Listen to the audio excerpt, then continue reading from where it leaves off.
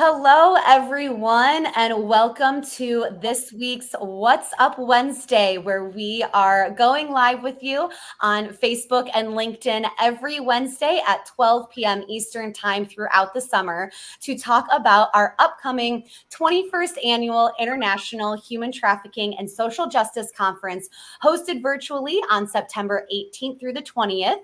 We are getting closer to the conference every week. It's so exciting that it's coming up. My name is Anna Schramm. I am the International Conference Planner working at the University of Toledo's Human Trafficking and Social Justice Institute. And today we have a special guest joining us, Dr. Ezgi Yaman Kennedy. She is a social work expert with a PhD in social policy and labor economics, and she conducts qualitative research on human trafficking policies. So welcome, Ezgi. Thank you so much for joining us today. Thank you, Anna. Hello, everyone. It's wonderful to be here today. So before I talk about myself, I just want to acknowledge that yesterday, July 30, was the World Day Against Trafficking in Persons, and we are urged to take immediate action to end child trafficking. This year's theme, Leave No Child Behind in the Fight Against Child Trafficking, emphasizes the urgent need to protect children who represent a significant portion of trafficking victims globally, with girls being disproportionately affected. Awesome. Well, thank you, Ezgi. So today we are going to be focusing on our international presentations at the conference. Over the past several weeks, I've been talking about how diverse of a conference we are, and we have a variety of topics that people can choose from. One of those is about learning about what is happening in other countries. You know, we are an international conference, so we do need to have international presentations at the conference. So Ezgi, can you first tell us a little bit about who you are, where you're from in the world, and talk about the work that you do? Of course, thank you, Anna. Currently, I lead the Human Rights and Child Rights Program at International Children's Center in Bilkent University. Our focus is on overcoming barriers to child protection and advocating for child and human rights. And we are actively work on a project titled Empowering Children in the Digital World to combat digital violence by promoting child rights through child participation. In my career, I have collaborated extensively with organizations such as UNICEF, UNFPA, OSCE, and the Council of Europe, serving as a consultant, researcher, and supervisor. And my work has focused on issues including human trafficking with intersections of gender-based violence, child protection, and mental health support. From 2013 to 2021, I was ECPAT International's representative for Turkey, conducting research and developing policies and programs on child trafficking. In 2017, I connected with Dr. Celia Williamson and the GATS team at the International Human Trafficking and Social Justice Conference in Ohio in person, profoundly impacting my doctoral studies. And I have been a proud GATS member since then. My PhD research involved almost 7 months study in Italy, comparing social protection policies for trafficking survivors along the Mediterranean migration routes. And in 2020, I received an award from Child X and UNHCR for child trafficking protection. In 2022, I founded Empower Turkey. It's a center for psychoeducation and counseling for survivors of human trafficking, violence, and trauma. After the 2023 earthquake in Turkey, I co-founded NGO Kido International and two local initiatives to support earthquake survivors, especially children and women. And in 2023, I was appointed as the anti-trafficking country chair by the G100 organization. In this role, I collaborate with international organizations and activists to tackle Turkey's challenges as a critical transit point on Mediterranean migration routes, with a strong focus on protection. Thank you. Amazing, Ezgi. You have done such great work in many different countries, but as you mentioned, you are based in Turkey.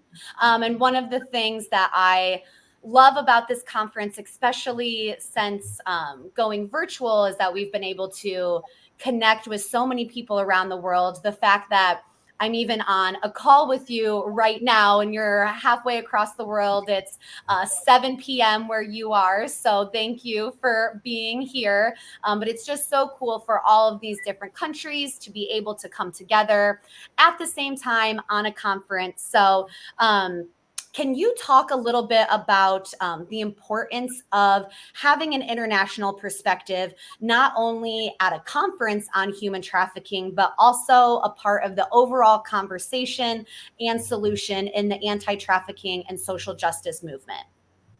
Um, from my experience and the insights, Anna, I have gathered over 10 years of research, conference, and discussions. I believe international perspectives are crucial in the anti trafficking and social justice movement for several reasons. Firstly, to enhance social protection and program diversity. Countries should expand and diversify social protection programs for survivors, including both short term and long term options. And research should address re victimization rates and causes. Secondly, we need nationally trained specialists. Human trafficking and migration are relatively new issues for many countries, such as Turkey, and leading a shortage of specialists in these fields.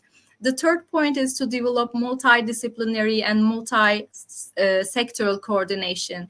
Countries require enhanced multidisciplinary and multi-sectoral cooperation, supported by a solid framework and a substantial NGO participation. This is crucial because survivors, particularly migrants, might be reluctant to approach government agencies sometimes.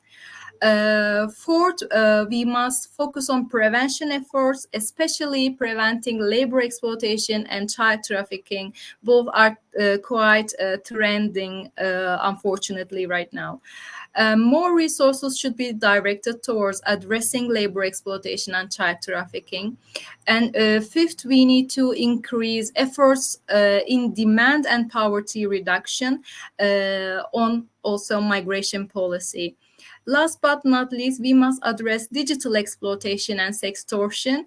Immediate action is needed to address the increasing threats of digital exploitation, which requires collaboration with tech companies to create detection and prevention tools, as well as establishment of regulations and resources to effectively combat online trafficking.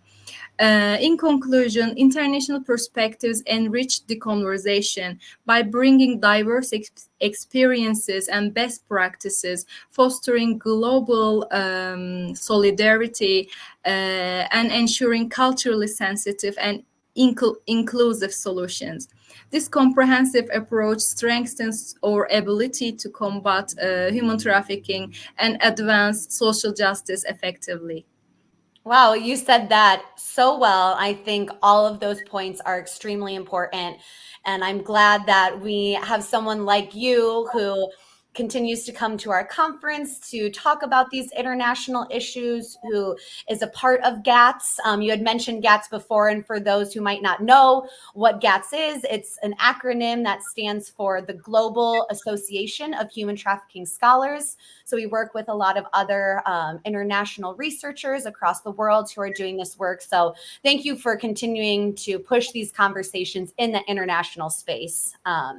But so you have been involved with the conference for many years, like you mentioned, as an attendee and as a presenter. Even back when we were in person in Ohio, you came all the way to us. So can you tell us a little bit more about your experience with the conference and why you keep coming back?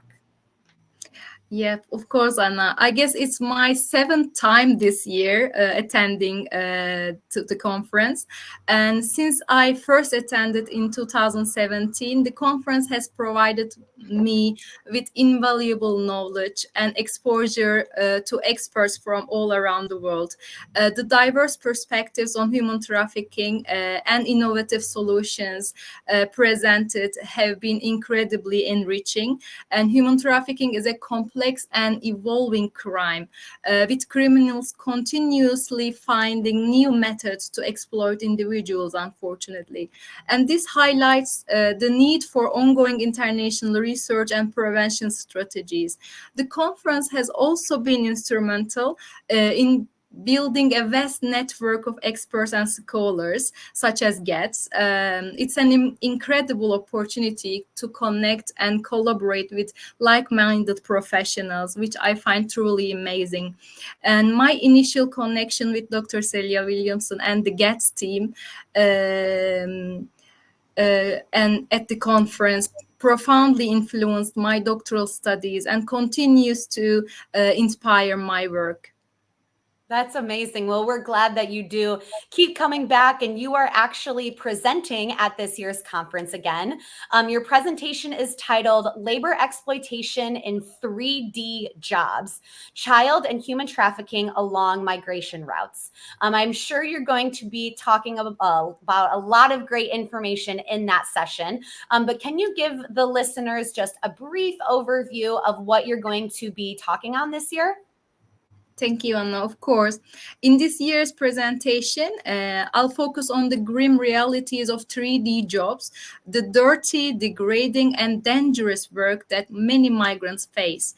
I aim to address the situation of approximately 90 million migrants who, while seeking a better life, often end up in these tough jobs with poor wages, job insecurity, and unsafe conditions. Globally, 49.6 million people are trapped in modern slavery, including a significant number of women and children.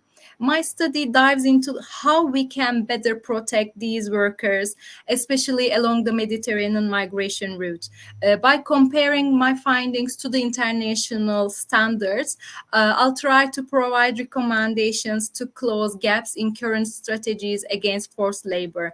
This presentation aims to deepen our understanding and improve our approaches to supporting those affected by the severe exploitation.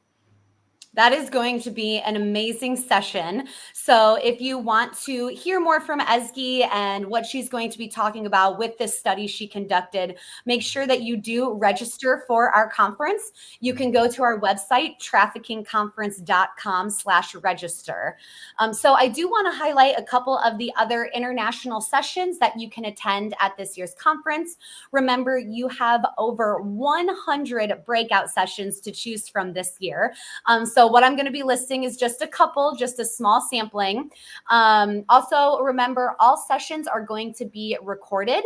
So if you have registered for the conference, you do have the ability to watch those sessions on demand at your own time for up to 3 weeks after the conference. So a couple of the ones that I want to mention are, and a lot of these are presented by international speakers.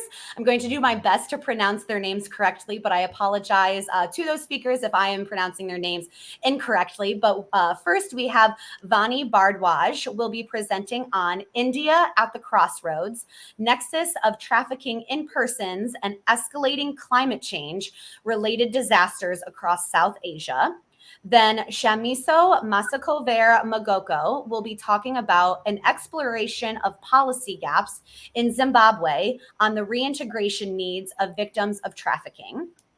Next, Yvonne Mbiwi will be presenting on an analysis of Zambia's 2022 Anti-Human Trafficking Act Amendment number 16. Then Ochuka Joy Agbeyegbe will be talking about Parents as Recruiters, a West African Tale. Then we have a research group of Dr. Madeline Stenerson, Dr. Glenn Miles, Jarrett Davis, Rathnaika Mudianzalaj Bandaranaika and Anjum Umrani, discussing their study about addressing exploitative labor and inadequate education for children in Sri Lanka's tea plantation areas. Those are going to be amazing sessions. We're also going to have other international sessions this year, including topics from Cambodia, Kenya, Canada, Nigeria, and Spain. So make sure you register. You can check out our entire schedule at traffickingconference.com/schedule. You can view those presentations that are going to be from other countries. If you are tuning in from another country that's going to have a session related to your country, or if you are interested in learning more about trafficking in that country, you can check out our full schedule there. So, Ezgi, is there anything else that you would like to add before we wrap up today? Thank you, Anna. And you did your best about the pronunciation. Thank you. I tried. And a big thank you to everyone tuning in today. It's been a pleasure discussing such a vital topic. If you are new to this field, I encourage you to dive deep into the evolving world of human trafficking. It's a complex issue, gains from fresh perspectives and innovative solutions. For both experienced researchers and newcomers, there's always more to discover and ways to make a difference. I look forward to seeing many of you at the conference. Thanks again for being here today. Well, thank you so much, Ezgi, for taking time to join us today from halfway across the world in Turkey. We are so glad that you are a part of this conference and are going to come back to present some really good research and keeping the international conversations going on this. And thanks for joining on the What's Up Wednesday. Thank you, all of you, for listening. As mentioned, we do go live at 12 p.m. Eastern Time every Wednesday on Facebook and LinkedIn throughout the summer to talk about our upcoming conference. We're going to continue to highlight some of the sessions that you can attend and the variety of topics that you can choose from. Next week, I will have special guest Amanda Knapp on with me to talk more about our research presentations. So if you want to learn more about the conference, everything that we talked about today, everything else that we have to offer, go to our website, traffickingconference.com. We look forward to seeing you back here next week to talk more about this. We look forward to seeing you at the conference in a couple months. So thank you again for joining us, and everybody have a great rest of your day. Bye. Bye. Thanks.